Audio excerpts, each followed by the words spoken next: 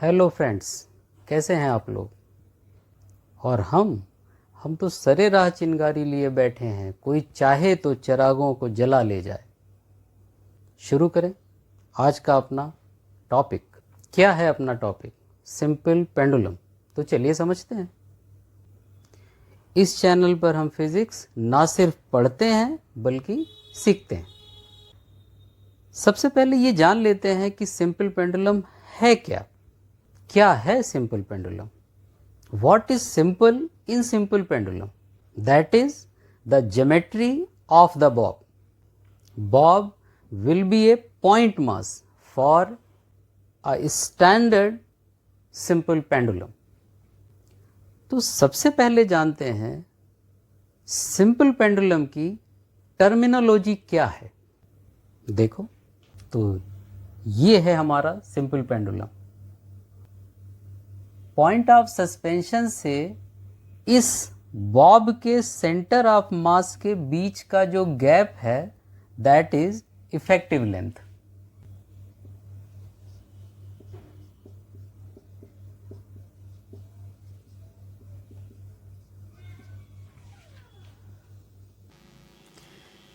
जिन condition में ये experiment हुआ वहां पर इफेक्टिव जी क्या है?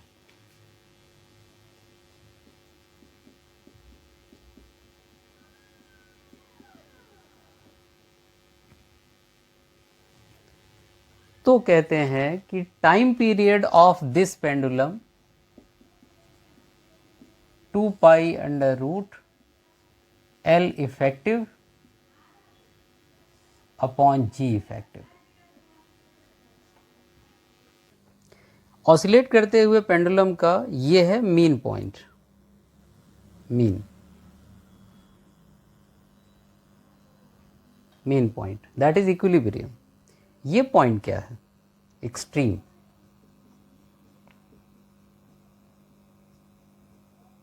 मीन पॉइंट पर वेलोसिटी मैक्सिमम, एक्सट्रीम पॉइंट पर वेलोसिटी 0। तो टाइम पीरियड क्या है?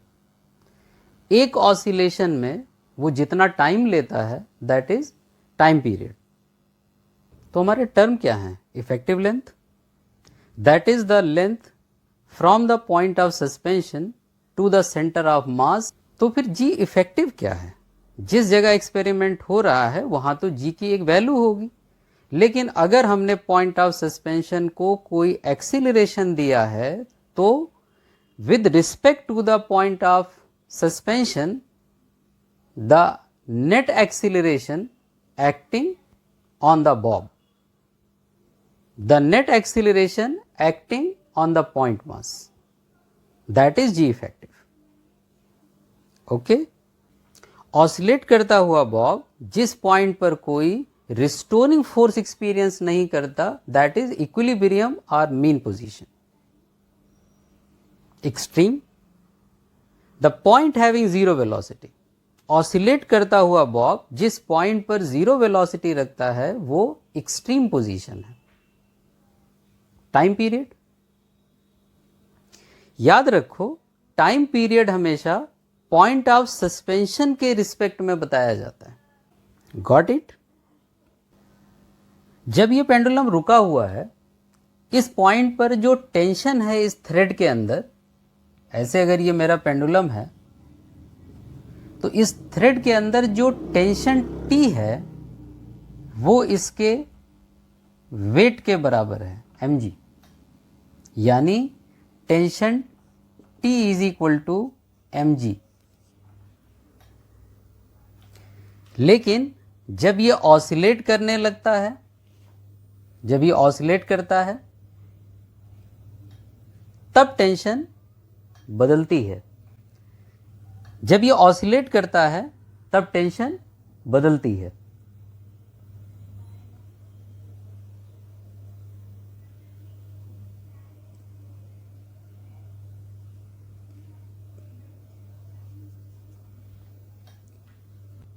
किसी इस पोजीशन के लिए अगर मैं यहां पर देखूं तो टेंशन जो यहां T है वो टेंशन यहां नहीं होगी, क्योंकि इसके पास वेलोसिटी होगी जाते हुए ऐसे। जब v होगा तो टेंशन यहाँ की बदल जाएगी, यानी कि ऑसिलेट करता हुआ पेंडुलम अलग अलग पॉइंट्स पर अपनी जो थ्रेड है उसमें अलग अलग टेंशन रखता है। करेक्ट। तो अब मैं इसको हटा दूं तो इस फिगर को बड़ा करते हैं और समझते हैं time period of a simple pendulum कैसे कैलकुलेट किया जाए।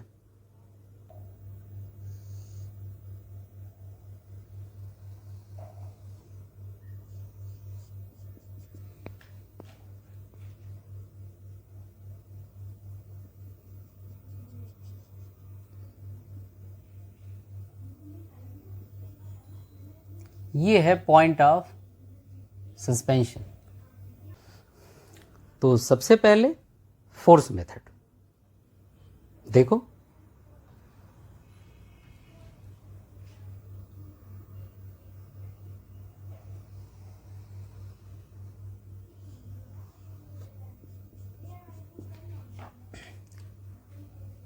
मान लो ऑसिलेट करते हुए जब कभी बॉब इस पोजीशन पर है तो इसका फ्री बॉडी डायग्राम बना लें। ऑसिलेट करते हुए जब बॉब इस पोजीशन पर है तो इसका फ्री बॉडी डायग्राम बना लें। क्या होता है free body diagram? The graphical representation of all the forces acting on the body. किसी बॉडी पर लगने वाले सारे फोर्सेस को बस दिखा देना ही फ्री बॉडी डायग्राम। तो सबसे पहले ये सोच लो कि इस पर कितने फोर्सेस और किस डायरेक्शन में लग रहे हैं, तो समझो फ्री बॉडी डायग्राम बन गया। देखो, weight of the body mg, tension in the thread T। इसके पास कोई अगर इस जगह पर वेलोसिटी है v, तो एक सेंट्रीफ्यूगल फोर्स इस डायरेक्शन में mv square by l, that is centrifugal force FCG, not centripetal, centrifugal force. Centripetal centre की तरफ होगा और सेंट्रीफ्यूगल सेंटर से बाहर की तरफ। मैंने सेंट्रीफ्यूगल दिखा दिया। अब देखें, फोर्सेस को ब्रेक करें, ये पता करें कि कौन सा फोर्स है जो रिस्टोरिंग है। तो वो फोर्स रिस्टोरिंग है जो पार्टिकल को वापस इक्विलिब्रियम की तरफ लाना चाहता है। देखो, mg के दो कंपोनेंट होंगे। अगर ये एंगल थीटा है तो ये एंगल भी थीटा होगा। तो mg के दो कंपोनेंट होंगे, एक कंपोनेंट इस तरफ आएगा mg cos थीटा और एक कंपोनेंट इस तरफ आएगा mg sin थीटा। देखो, साफ पता चलता है कि जो mg sin थीटा है ये वही फोर्स है जो इसको वापस इक्विलिब्रियम की तरफ लाने की टेंडेंसी रखता है। फिर ये फोर्सेस क्या करते हैं? इन फोर्सेस का काम यहाँ पर टेंशन को एडजस्ट करना है। यानी कि अगर यहाँ पर देखें तो जो टेंशन है थ्रेड के अंदर किसी थीटा पर, वो टेंशन होगी mg cos थीटा और plus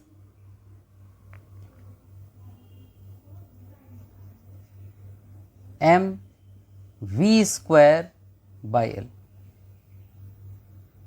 that is the tension in the thread for any theta, that is the tension in the thread for any theta। ये टेंशन है।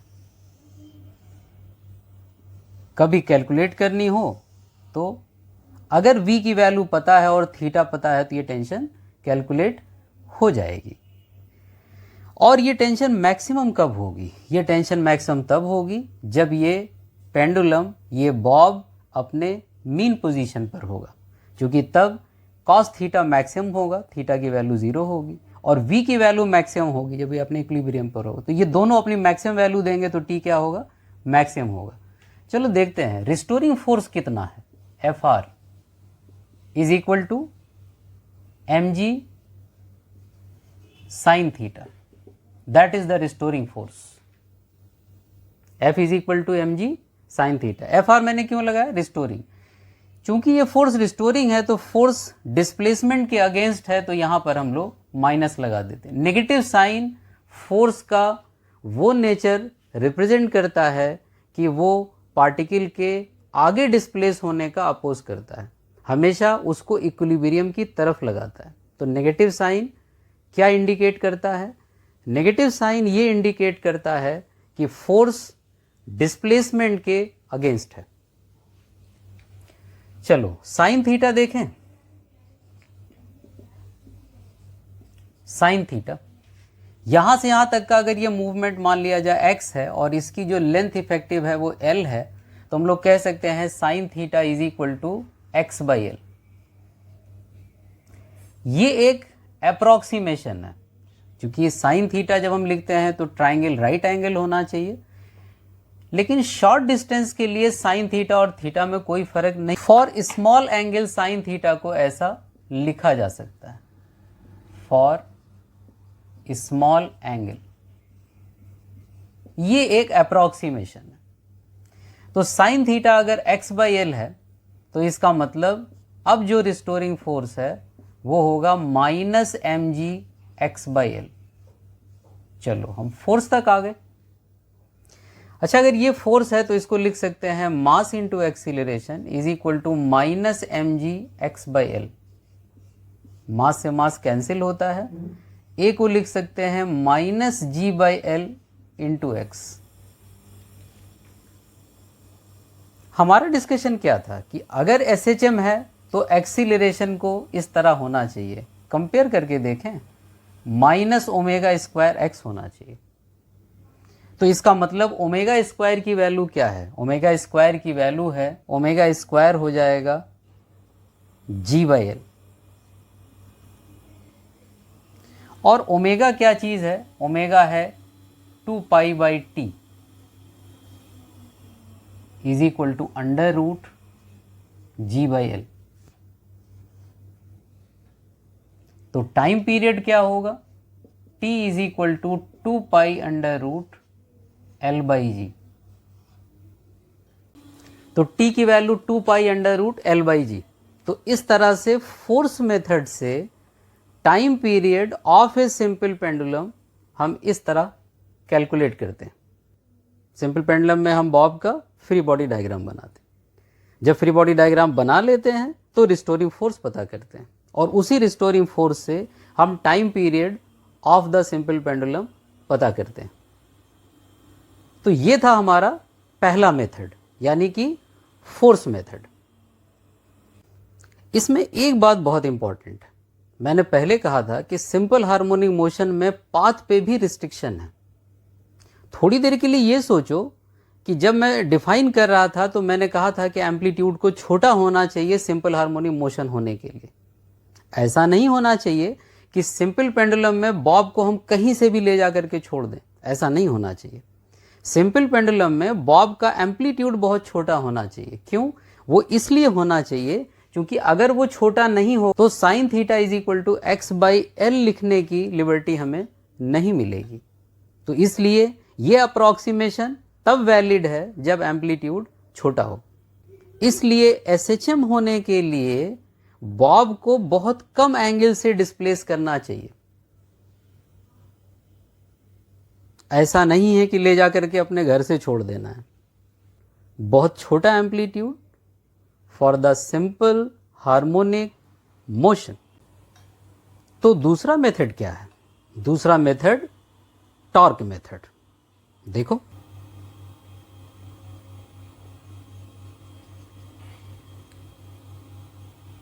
कभी भी टाइम पीरियड निकालना हो तो सबसे पहले क्या करें? बॉब को डिस्प्लेस करें। तो चलो डिस्प्लेस करते हैं।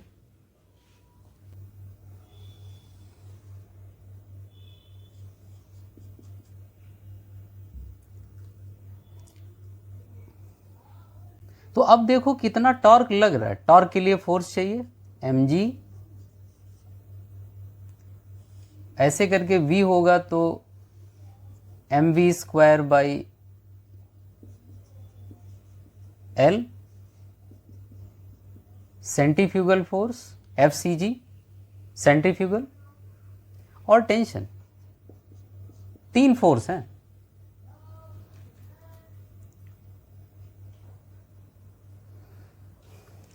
Weight mg, centrifugal force mv²/L और टेंशन।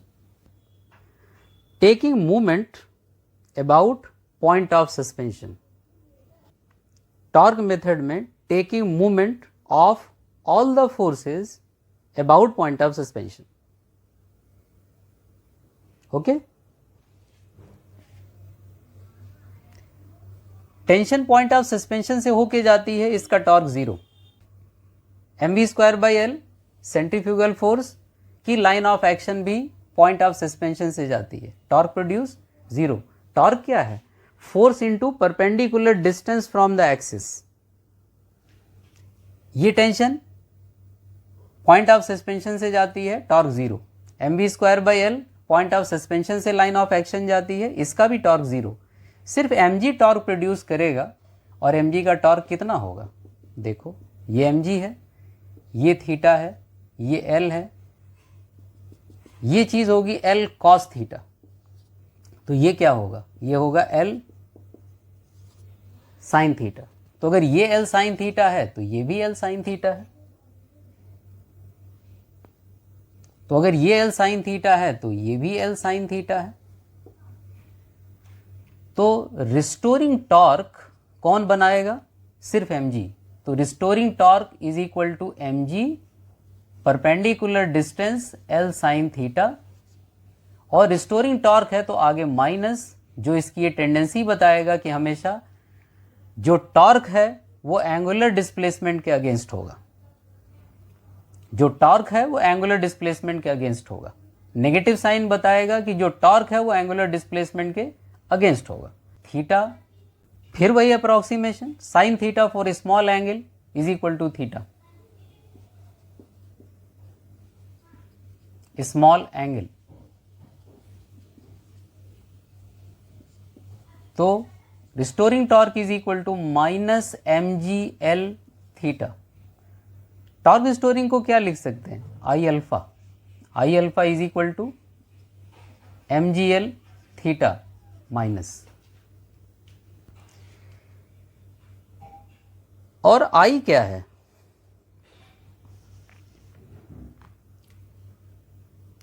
तो आई क्या है? Moment of inertia about point of suspension. इस पॉइंट के अबाउट इस मास का moment of inertia ml²। Alpha minus mgl theta, mass cancel, L की एक पावर कैंसिल। तो alpha is equal to minus g/L into theta. HSM के साथ compare करें तो angular acceleration is equal to minus ω² theta. तो linear में क्या होता है? Linear acceleration is equal to minus ω² x, where x is the linear displacement. तो एंगुलर फॉर्म क्या होगी? Angular acceleration is equal to minus ω² into angular displacement. A is equal to alpha is equal to minus ω² theta. तो alpha is equal to minus ω² theta के साथ अगर इसे compare करें तो ω² कितना आया? ω² is equal to g/L, correct. तो अगर ω² g/L है तो ओमेगा की वैल्यू क्या है? √g/L। और ओमेगा क्या है? 2π/T। तो ये क्या है? √g/L। तो T is equal to 2π √L/G।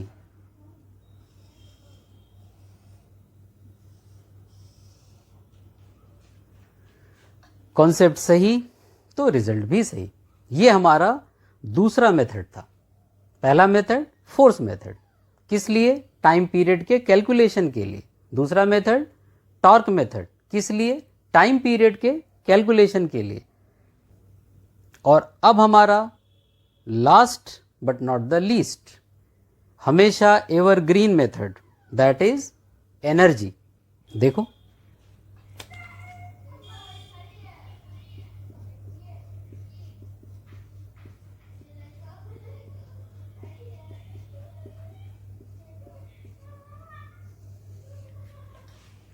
Energy method, इस बॉब की एनर्जी लिखना है, टोटल एनर्जी। देखो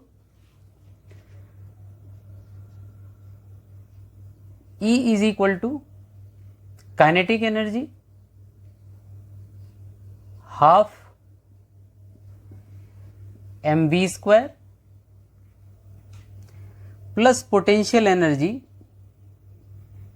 तो पोटेंशियल एनर्जी कितनी, अगर ये L है तो ये होगा L cos थीटा। तो ये बॉब इस रेफरेंस लेवल से कितना ऊपर गया किसी टाइम पर, ये गैप कितना होगा, ये L cos थीटा है, पूरी लेंथ L है तो ये गैप होगा L minus L cos theta, L minus L cos theta. तो इसका मतलब क्या हुआ, इसकी पोटेंशियल एनर्जी होगी mgl 1 minus cos theta, that is mgh, reference level से कितना ऊपर है। अच्छा, इस काइनेटिक एनर्जी को ट्रांसलेशनल से रोटेशनल फॉर्म में लिख सकते हैं, half I omega square plus mgl 1 minus cos theta लिख सकते हैं। देखो कैसे, जब ये रोटेट कर रहा होगा तो v की वैल्यू L ओमेगा होगी कि नहीं, v की वैल्यू L ओमेगा किसी टाइम पर। तो अगर v की वैल्यू L ओमेगा होगी तो इसका मतलब हम लोग ऐसे लिख सकते हैं ना काइनेटिक एनर्जी को, हाफ m v का मतलब L ओमेगा का square, that is half ml square omega square, और ml square moment of inertia about point of suspension, that is half I omega square. तो पॉइंट मास की kinetic energy को half mv square भी लिख सकते हैं और हाफ आई ओमेगा स्क्वायर भी लिख सकते हैं इन केस ऑफ रोटेशन। यानी कि अगर कोई पॉइंट मास किसी पॉइंट के अबाउट रोटेट कर रहा है विथ कांस्टेंट स्पीड v, तो हम चाहे उसकी kinetic energy half mv square लिख दें, चाहे हाफ आई ओमेगा स्क्वायर लिख दें, दोनों बातें एक ही हैं। देखो अब चूंकि जो टोटल एनर्जी है वो हमारे इस ऑसिलेशन में, जो टोटल एनर्जी है हमारे इस ऑसिलेशन में कभी नहीं बदलती। क्यों? क्योंकि जब पार्टिकल ऐसे करके ऑसिलेट करता है तो काइनेटिक एनर्जी पोटेंशियल में कन्वर्ट होते हुए फाइनली सारी काइनेटिक पोटेंशियल में कन्वर्ट हो जाती। तो एक्सट्रीम पर पोटेंशियल एनर्जी मैक्सिमम होती है, लेकिन काइनेटिक क्या हो जाती है, जीरो। और जब वो वापस लौटता है तो पोटेंशियल एनर्जी ही काइनेटिक एनर्जी में कन्वर्ट होनी शुरू हो जाती है। तो जब अपने इक्विलिब्रियम पर आता है तो जो पोटेंशियल एनर्जी थी वो काइनेटिक एनर्जी में कन्वर्ट हो चुकी होती है। क्लियर है? तो इसका मतलब total energy of A total energy, इसका मतलब total energy of the Bob in simple pendulum remains constant. तो अगर ये कांस्टेंट है तो इसका मतलब टाइम के साथ बदलेगा नहीं, और जब टाइम के साथ बदलेगा नहीं तो डिफरेंशियल क्या होगा, जीरो, यानी टाइम डेरिवेटिव जीरो आएगा। टाइम के साथ rate of change of energy क्या होगा, जीरो, क्योंकि ई की वैल्यू क्या है, कांस्टेंट। देखो तो हम इसे डिफरेंशिएट करते हैं, डी बाई डी टी। तो d by d t is equal to half I omega square मतलब 2 omega d omega upon d t plus mgl आएगा एक टर्म, mgl का derivative zero, minus mgl cos theta आएगा, तो मैं एक जो जीरो हुआ उसको छोड़ दिया मैंने, cos थीटा का हो जाएगा माइनस साइन थीटा, और यहां आ जाएगा D theta upon d T. ये डिफ्रेंशिएट कर दिया। अब अगर इसको डिफ्रेंशिएट कर दिया है और अब अगर वैल्यू देखें तो इसको क्या होना चाहिए, जीरो। तो अगर ये जीरो है तो 2 से 2 यहाँ कैंसिल हो जाएगा, ये होगा I omega d omega by d t, rate of change of angular velocity is equal to angular acceleration alpha, minus mgl, अब ये माइनस माइनस प्लस हो गया, यहाँ आ जाएगा साइन थीटा, और d theta by d t क्या होता है, omega, rate of change of angular displacement. अब ओमेगा से omega cancel, omega is not equal to zero. तो क्या हम लोग ऐसे कह दें कि I alpha is equal to minus mgl sine theta. और इस अब अगर हम अप्रॉक्सीमेशन पे जाएं तो स्मॉल एंगल के लिए साइन थीटा क्या होता है, अप्रॉक्सीमेटली थीटा। तो इसका मतलब अब आ गया कि I alpha is equal to minus mgl theta, correct. तो अब अगर यहां से देखें तो I क्या चीज है, I क्या चीज है, मोमेंट ऑफ इनर्शिया, यानी कि ml square alpha minus mgl theta. Mass cancel, power एक कैंसिल होगी और अल्फा की value minus g/l into theta. ध्यान से देखो तो टॉर्क वाले मेथड में हम यहीं पहुंचे थे, तो ये चीज़ क्या होगी, ये चीज़ होगी ओमेगा स्क्वायर। और अगर ये t is equal to 2 under root l upon g, 2 under root l upon g, that is the time period. तो अब देखो सिंपल पेंडुलम में टाइम पीरियड का कैलकुलेशन हम 3 तरीके से कर सकते हैं, 3 मेथड्स। पहला फोर्स मेथड, दूसरा टॉर्क मेथड और तीसरा एनर्जी मेथड। तीनों तरह से ये कैलकुलेशन हमने किया।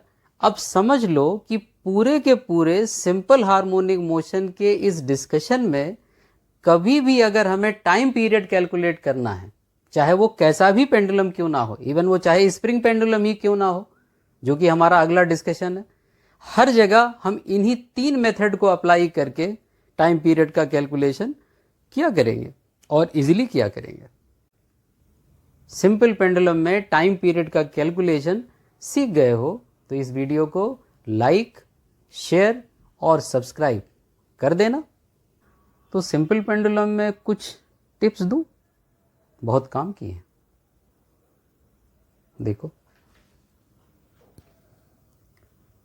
ये हमारा पॉइंट ऑफ सस्पेंशन, ये हमारा बॉब, ये हमारा simple pendulum. This arrangement is simple pendulum.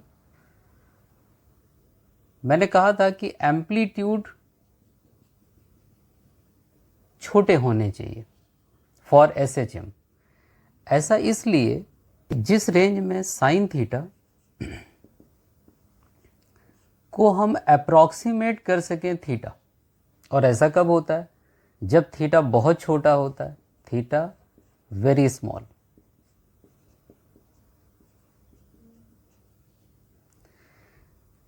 तो ये जो एंगुलर डिस्प्लेसमेंट आना चाहिए, ये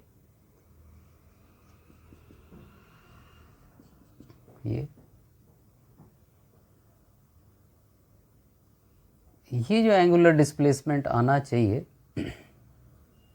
लाइक ये जो थीटा है, ये वेरी लेस। ये जो एंगुलर डिस्प्लेसमेंट आना चाहिए, ये वेरी स्मॉल होना चाहिए। तो इस रेंज में इसका मोशन सिंपल हार्मोनिक है। मान लो ये अपने इस एम्पलीट्यूड पर ऑसिलेट करता है, इसको थोड़ा लीनियर में कन्वर्ट करके देखें तो ये हो गया +A और ये हो गया -A।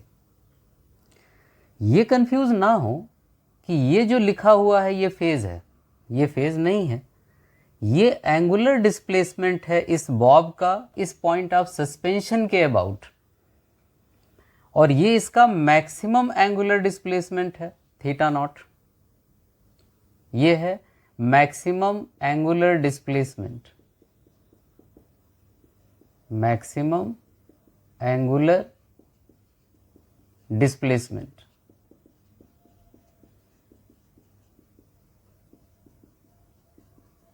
Maximum angular displacement.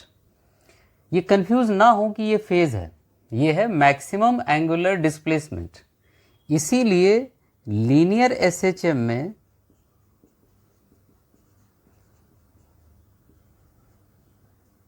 SHM में जो हमारी इक्वेशन होती है डिस्प्लेसमेंट की, वो इक्वेशन यहाँ मीन से जब हम x पर होते हैं, यानी कि x, तो इक्वेशन होती है x is equal to a sine omega t। और यही जब हम एंगुलर SHM में लिखते हैं तो एंगुलर SHM में इक्वेशन हो जाती है theta is equal to theta not sine omega t। यानी जब ये किसी इस जगह पर था, यहां पर था, तो एंगल रहा होगा थीटा। जबकि इसका मैक्सिमम एंगुलर डिस्प्लेसमेंट क्या है? मैक्सिमम एंगुलर डिस्प्लेसमेंट क्या है? थीटा नॉट, जितना मैक्सिमम स्ट्रिंग इधर जा सकती। तो theta is equal to theta not sine omega t और x is equal to a sine omega t. याद रखें, इसमें जो टाइम का रेफरेंस है वो कहाँ से है? मीन पोजीशन से। करेक्ट। चलो अब एक दूसरी बात देखते हैं।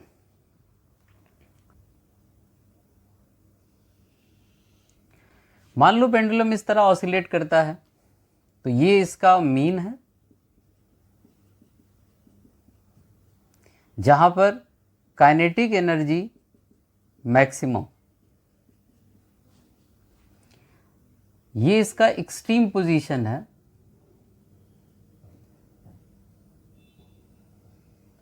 ये इसकी एक्सट्रीम पोजीशन है,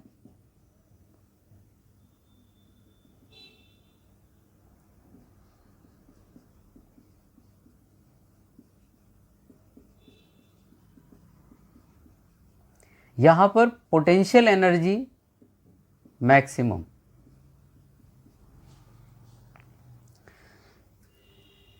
एक बहुत इंपॉर्टेंट चीज बता दूं कि अगर कोई ये कहता है कि सिंपल पेंडुलम में maximum kinetic energy must be equal to the maximum potential energy, तो ये स्टेटमेंट पार्शियली करेक्ट है। देखो कैसे, मतलब ये हो भी सकता है, नहीं भी हो सकता है। सिंपल पेंडुलम में मैक्सिमम काइनेटिक एनर्जी और मैक्सिमम पोटेंशियल एनर्जी इक्वल हो भी सकती है, नहीं भी हो सकती है। मान लो कि काइनेटिक एनर्जी की मैक्सिमम वैल्यू 10 जूल है, तो जब ये बॉब यहां से यहां जाते हुए अपनी काइनेटिक एनर्जी को पोटेंशियल में कन्वर्ट कर रहा होगा, तो इसकी सारी की सारी काइनेटिक एनर्जी 10 जूल वो पोटेंशियल एनर्जी में कन्वर्ट हो जाएगी। लेकिन चूंकि पोटेंशियल एनर्जी रेफरेंस से डिसाइड होती है, तो अगर मीन पोजीशन पर पोटेंशियल एनर्जी 0 हो, अगर u0 की वैल्यू 0 है, तो इसका मतलब ये पोटेंशियल एनर्जी की मैक्सिमम वैल्यू 10 जूल होगी। लेकिन अगर ऐसा नहीं है, तो यहां हम कह सकते हैं कि काइनेटिक एनर्जी का maxima is equal to potential energy का maxima if u0 is equal to 0। Kinetic energy का maxima is not equal to potential energy का maxima if u0 is not equal to 0। देखो इस बात को समझो, अगर मीन पोजीशन पर पोटेंशियल एनर्जी को 0 मान लिया जाए, तो सारी की सारी काइनेटिक एनर्जी इस पॉइंट पर पोटेंशियल में कन्वर्ट हो जाएगी और इस जगह पर हमेशा मैक्सिमम पोटेंशियल एनर्जी होती है। तो मैक्सिमम पोटेंशियल एनर्जी कितनी होगी? 10 जूल। सारी कन्वर्ट होकर के पोटेंशियल में हमें मिली। लेकिन अगर मीन पोजीशन पर u0 की वैल्यू 0 ना हो, मान लो यहाँ पर 5 जूल हो, तो जब हम यहाँ पहुँचेंगे तो हमारी पोटेंशियल एनर्जी का मैक्सिमा कितना हो जाएगा? ये 10 जूल कन्वर्ट हो जाएगा और 5 जूल हमें और मिल जाएगा, तो टोटल कितना हो गया? 15 जूल। तो काइनेटिक एनर्जी का मैक्सिमा यहाँ पर आएगा 10 जूल और यहाँ पर पोटेंशियल एनर्जी का मैक्सिमा आएगा 15 जूल। करेक्ट। जहाँ पर u0 को कई बार 0 पॉइंट एनर्जी कहते हैं। इसका मतलब अगर मीन पॉइंट पर पोटेंशियल एनर्जी को 0 कंसीडर कर लिया जाए, तो काइनेटिक एनर्जी का मैक्सिमा, पोटेंशियल एनर्जी का मैक्सिमा दोनों इक्वल होंगे। अगर काइनेटिक एनर्जी का मैक्सिमम मीन पोजीशन पर 10 जूल है, तो इसका मतलब एक्सट्रीम पोजीशन पर पोटेंशियल एनर्जी का मैक्सिमा क्या होगा? वो भी 10 जूल इक्वल। लेकिन अगर मीन पोजीशन पर पोटेंशियल एनर्जी को कुछ कंसीडर कर लिया जाए तो काइनेटिक एनर्जी का मैक्सिमा और पोटेंशियल एनर्जी का मैक्सिमा इक्वल नहीं होंगे। जैसे अगर मीन पोजीशन पर मान लिया जाए कि पोटेंशियल एनर्जी 5 जूल है और काइनेटिक एनर्जी का मैक्सिमा 10 जूल है, तो जब वो पार्टिकल एक्सट्रीम पे पहुंचेगा तो काइनेटिक एनर्जी का मैक्सिमा कन्वर्ट होकर के पोटेंशियल में यानी 10 जूल हमें मिल जाएगा, और 5 जूल जो हमारे पास 0 पॉइंट एनर्जी थी यानी रेफरेंस लेवल वाली जो एनर्जी थी वो एनर्जी भी उसके साथ ऐड हो जाएगी। तो इसका मतलब जो टोटल पोटेंशियल एनर्जी होगी वो कितनी होगी, तब टोटल पोटेंशियल एनर्जी हो जाएगी 10 joule plus 5 joule that is 15 joule. यानी तब पोटेंशियल एनर्जी का मैक्सिमा एक्सट्रीम पोजीशन पर कितनी वैल्यू रखेगा, 15 जूल। जाहिर है काइनेटिक एनर्जी का मैक्सिमा और पोटेंशियल एनर्जी का मैक्सिमा इस कंडीशन में इक्वल नहीं होगा। बहुत ही इंपॉर्टेंट बात। अगर सिंपल पेंडुलम का टाइम पीरियड कैपिटल टी हो, लाइक इस पेंडुलम का टाइम पीरियड मान लो कि टी है, तो इस टी का मतलब क्या है, यानी कि जब पार्टिकल यहां से यहां जाता है फिर वापस आता है, फिर यहां जाता है और फिर वापस आता है, तो इतने में एक ऑसिलेशन पूरा होता है। यानी पार्टिकल अपनी कंडीशन को रिपीट करने में जितना टाइम लेता है उसी को हम कहते हैं टाइम पीरियड। अब कोई कहता है अगर किसी सिंपल पेंडुलम में बॉब का टाइम पीरियड टी है, तो ये बताओ कि उसकी वेलोसिटी का टाइम पीरियड क्या है। देखो मान लो इस वाले velocity is a vector quantity, ये भूलना नहीं है। इस वाले पॉइंट पर मान लो वेलोसिटी इस डायरेक्शन में, ये मैं एक्स डायरेक्शन ले लेता हूं, मान लो एक्स डायरेक्शन है, तो मीन पोजीशन पर अगर मैं यहीं से कंसीडर करता हूं तो मीन पोजीशन पर इस टाइम इस पार्टिकल की वेलोसिटी कुछ मान लो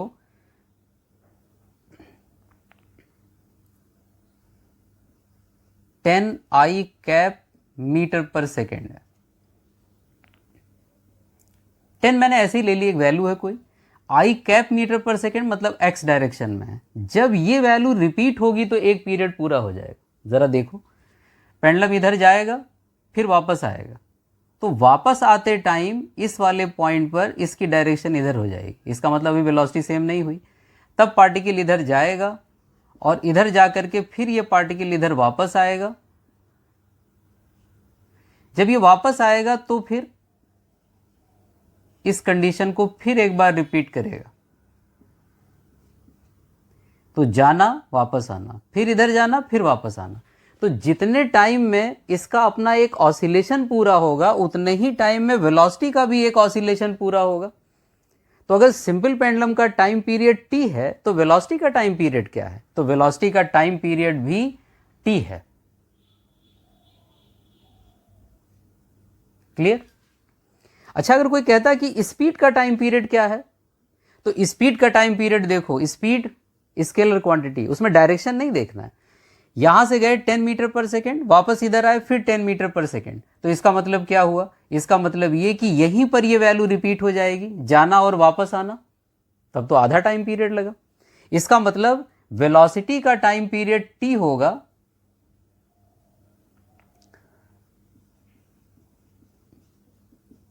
वेलोसिटी का टाइम पीरियड टी होगा, लेकिन स्पीड का टाइम पीरियड क्या होगा, t/2, उसका हाफ। ये बात क्लियर है? इसी तरह से अगर कोई कहता है कि काइनेटिक एनर्जी का टाइम पीरियड क्या होगा, तो इस जगह पर काइनेटिक एनर्जी मैक्सिमम, यहां से गए वापस आए काइनेटिक एनर्जी फिर मैक्सिमम, वेक्टर तो है नहीं, स्केलर है, तो सिर्फ मैग्नीट्यूड रिपीट हो गया। तो काइनेटिक एनर्जी का टाइम पीरियड कितना होगा, t/2। इसी तरह से पोटेंशियल एनर्जी का टाइम पीरियड क्या होगा, वो भी t/2। ऐसे बहुत सारे सवाल पूछे जाते हैं जो हमारा कॉन्सेप्ट चेक करते हैं। लोग कहते हैं न्यूमेरिकल टफ होते हैं, तो मैं कहता हूं वो तो क्लियरिटी है कॉन्सेप्ट की, अप्लाई करना है। हमने कॉन्सेप्ट में जो सीखा बस वही अप्लाई तो करना है।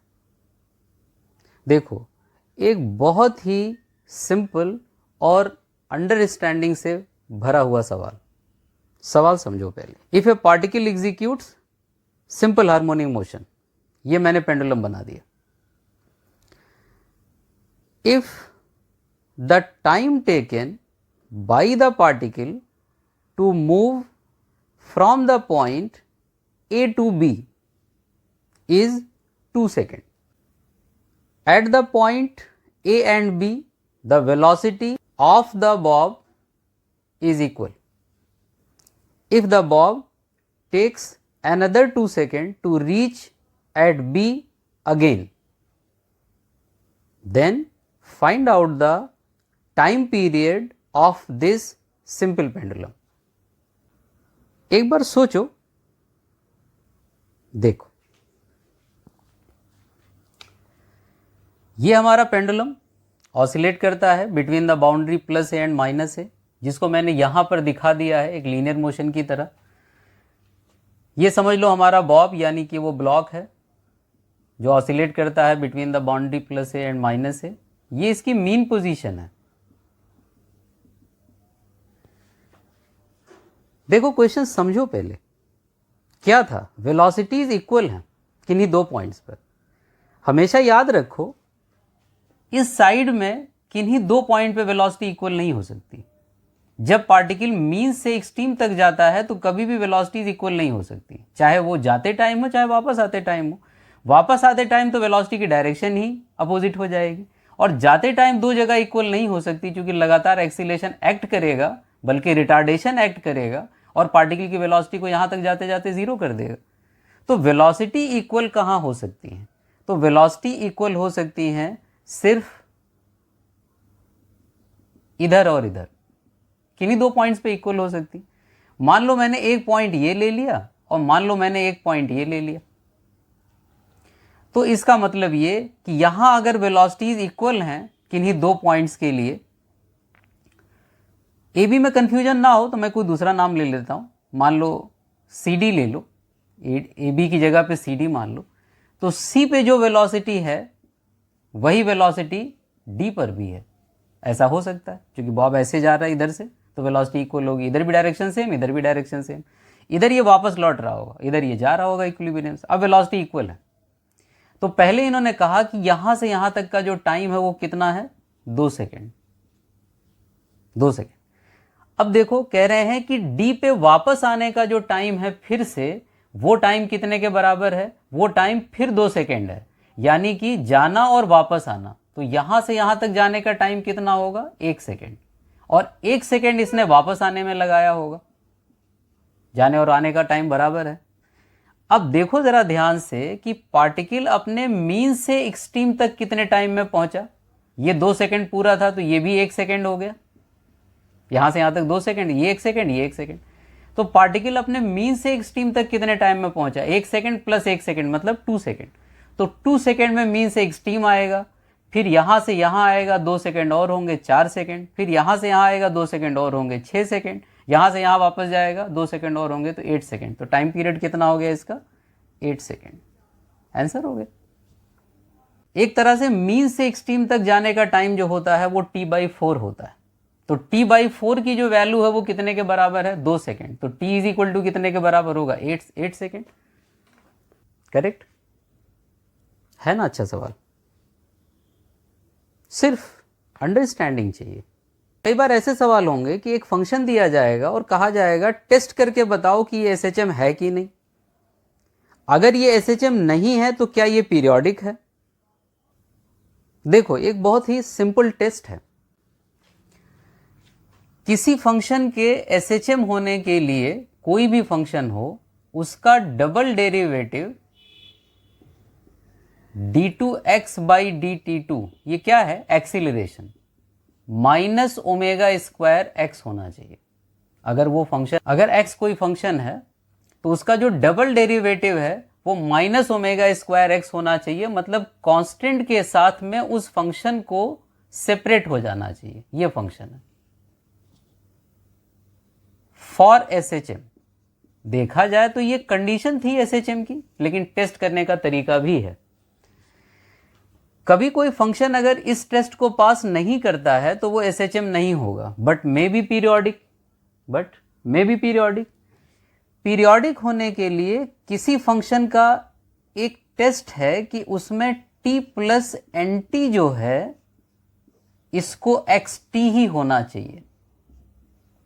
ये, यानी उस फंक्शन में t की जगह पर nt रख दें, where n is the integer value है ये, और t टाइम पीरियड है, यानी कि उस टाइम पीरियड के बाद भी वही फंक्शन मिल जाता है। यानी integral value of time period के बाद भी अगर वही फंक्शन मिलता है तो पक्का पीरियोडिक होगा। यानी एक पीरियड के बाद, दूसरे पीरियड के बाद, तीसरे पीरियड के बाद, nth पीरियड के बाद भी फंक्शन वही है, तो इसका मतलब कैसा है? पीरियोडिक है। तो ये अगर टेस्ट पास कर लेता है तो कहेंगे फंक्शन क्या है? पीरियोडिक है। अगर SHM का टेस्ट वो पास कर लेता है तो इसकी जरूरत नहीं है, क्योंकि फिर तो वो पीरियोडिक होगा।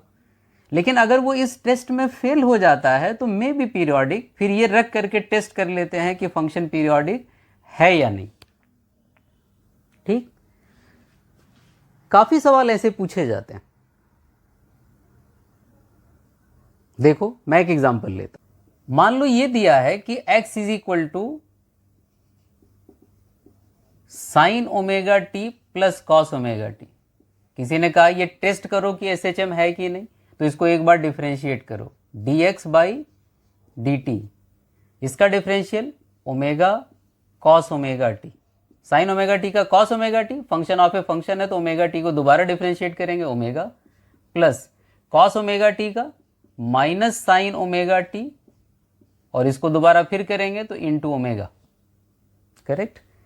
Double derivative d2x by dt2 minus omega square sine omega t, sine omega t का फिर कॉस ओमेगा टी होगा, यहां पर माइनस आएगा, minus omega square cos omega t, minus omega square अगर मैं बाहर ले लूं तो आएगा sine omega t plus cos omega T.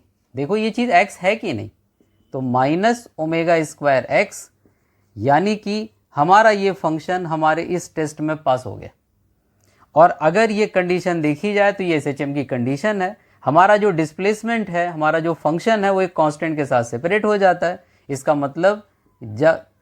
मतलब the given function is simple harmonic, यानी कि ये जो फंक्शन दिया गया था ये सिंपल हार्मोनिक फंक्शन है। यानी कि ये इक्वेशन अगर डिस्प्लेसमेंट इक्वेशन है तो ये सिंपल हार्मोनिक मोशन को रिप्रेजेंट करती है।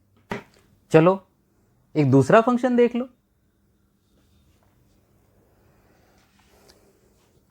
है ना अच्छा सवाल। चलो दूसरा फंक्शन देख लो। If x is equal to sine omega t plus sine 2 omega t, differentiate करो डबल डेरिवेटिव में dx बाई डी टी, पहले टेस्ट करते हैं SHM, dx by d t omega cos omega t plus 2 omega cos omega t, cos 2 omega t, sorry 2 omega plus cos 2 omega t, double derivative d2x by dt2 minus omega square sine omega t, minus 4 omega, 2 omega पहले था, 2 omega और आएगा, तो 4 omega square sine 2 omega t. यहां से देखो तो d2x upon dt2 is not equal to minus omega square x, ऐसा नहीं आएगा साइन ओमेगा टी। ये फंक्शन कहाँ मिलेगा? ओमेगा स्क्वायर कॉमन लेंगे तो ऐसा नहीं आएगा, इक्वल नहीं है, मतलब नॉट SHM। यानी ये displacement equation simple harmonic motion को रिप्रेजेंट नहीं करती। ठीक, अब देखो वो जो पीरियड वाली बात थी वो क्या थी, देखें पीरियोडिक है कि नहीं। पीरियोडिक होने के लिए क्या, xt की जो वैल्यू है वो x t plus n t के इक्वल आनी चाहिए कि नहीं। पीरियोडिक होने के लिए क्या होना चाहिए, xt जो होना चाहिए वो t प्लस एन टी होना चाहिए।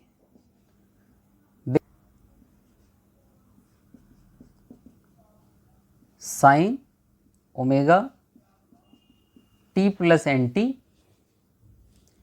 Plus sine 2 omega t plus n T.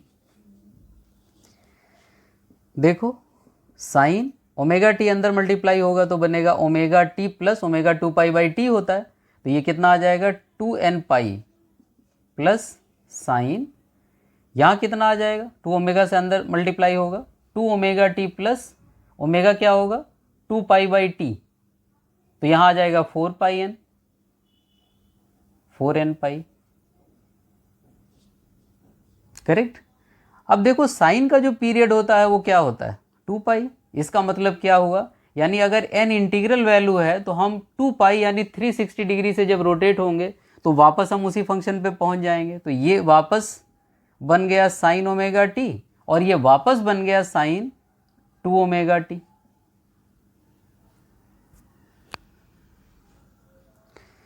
You get the same function. इसका मतलब t की जगह t प्लस एन टी रखने पर we get the same function. इसका मतलब फंक्शन क्या है पीरियोडिक बट नॉट SHM, तो ये फंक्शन पीरियोडिक है।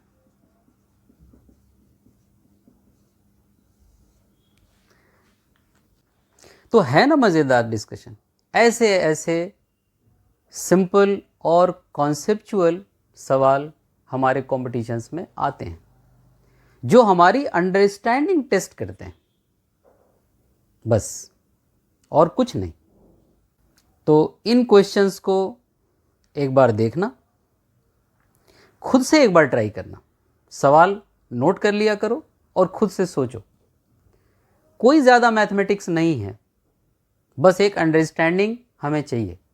तो मेरी कोशिश है कि जो भी टॉपिक हम कंप्लीट करें उस पर काफ़ी हद तक हम कॉन्फिडेंट हों। अगर हमारी ये कोशिश तुम्हारे काम आए तो हम भी सक्सेसफुल। तो पूरा वीडियो सुकून से एक बार देखा करो, तो लेक्चर बाय लेक्चर तुम्हारा कॉन्फिडेंस उस टॉपिक में बढ़ता ही जाएगा। और अगर सब कुछ मज़ेदार लगे तो हमारे इस वीडियो को लाइक, शेयर और सब्सक्राइब ज़रूर कर देना। ये एक एप्रिसिएशन है तुम्हारा हमारे चैनल को।